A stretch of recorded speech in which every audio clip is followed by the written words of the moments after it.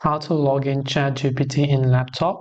If you want to log into ChatGPT on laptop, you can simply open up your browser. Then obviously from your browser, you can just go to chatgpt.com. Once you go to chatgpt.com, without logging in also, you can talk to the GPT-4o mini version if you want to. But obviously, if you want to log in, from the top right hand side, you'll find the login button. So you can click on the login option there.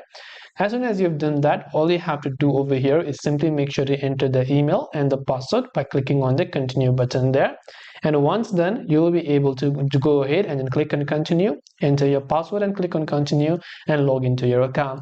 Now, in another way, you can also just log in using Google, Microsoft or your Apple ID if that is a choice for you. And if you forgot your password, you can also click on forgot password option over there to reset it.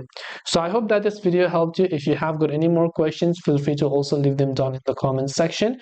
Thank you for watching till the end of this tutorial and see you soon in our next video.